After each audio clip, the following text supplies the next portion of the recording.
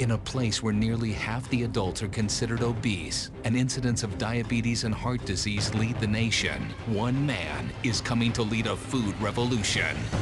This is about life and death.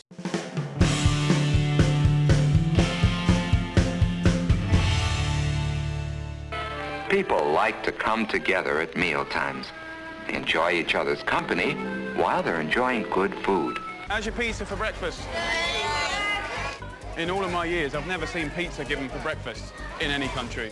Hi, I'm Michael Moynihan for Reason TV, and that was British celebrity chef Jamie Oliver, whose campaign against delicious food like this has come to our shores.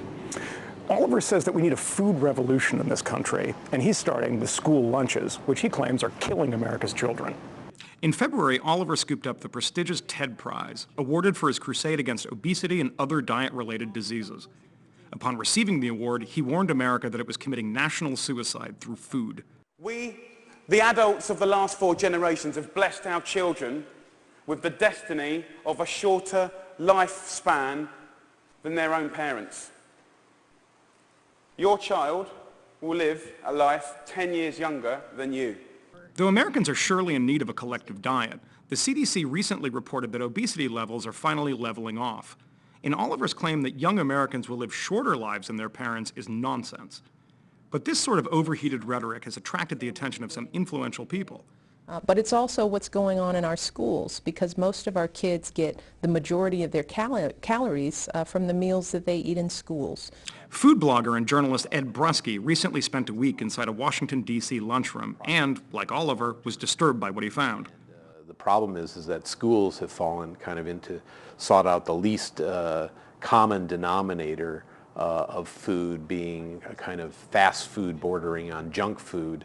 You know, how much would an ideal system cost? I defer to people like Ann Cooper because they know a lot more about it than I do, and she's right now campaigning for an extra $1 per meal, and I think it works out to something like $5 billion a year.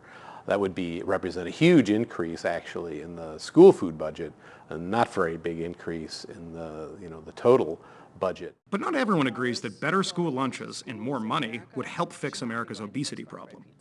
Kids in America are fat. They're not fat because of school lunch. School lunches could be better, but if we have $5 billion to spend, I've got a lot of things I want to spend it on that are going to improve the lives of kids before we get some organic kale on their lunch tray. He always enjoyed looking at the good food in the cafeteria. It tasted good and was good for him, too. Phil didn't want to forget his dessert. The cake looked delicious. Part of that mandatory lunch is the protein and vegetable requirements which come from the federal government and which are provided in often giant surplus food tubs by the U.S. Department of Agriculture. The USDA mark of wholesomeness. Corporations provide America's food. They just do. And they could be providing better food to America's kids if it weren't for huge government programs that are distorting what kids eat and why. A point often ignored by reformers like Jamie Oliver is the role of the government in providing substandard food to schools. According to a recent investigation by USA Today, the government has provided the nation's schools with millions of pounds of beef and chicken that wouldn't meet the quality or safety standards of many fast food restaurants.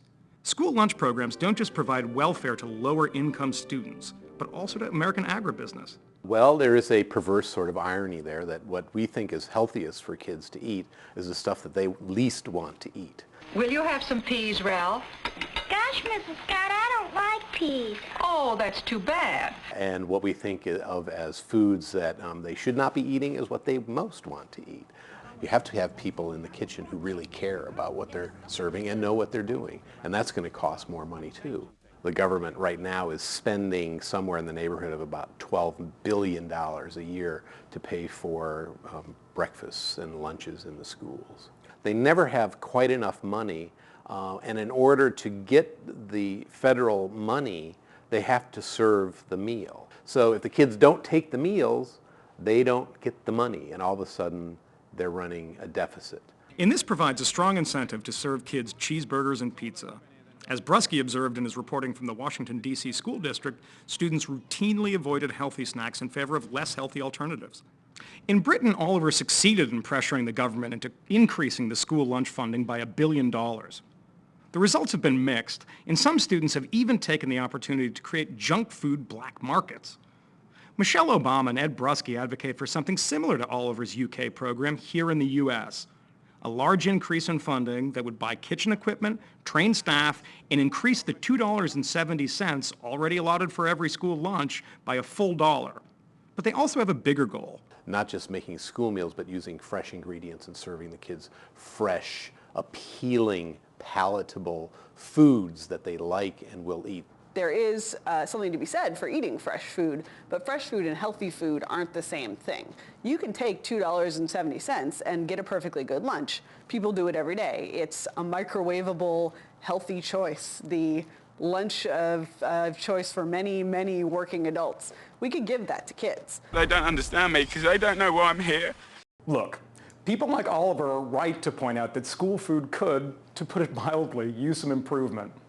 The problem with fat kids in America isn't pizza and burgers in the cafeteria or a lack of funds, but of the consumption of fatty foods, increasingly sedentary lifestyles, and a government monopoly on school food distribution. So Jamie, thanks for the advice. We'll consider it.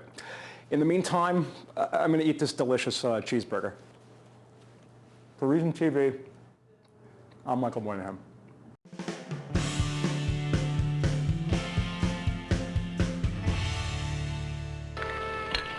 Ralph, would you like some peas? I don't want, well, okay. Well, what happened to you?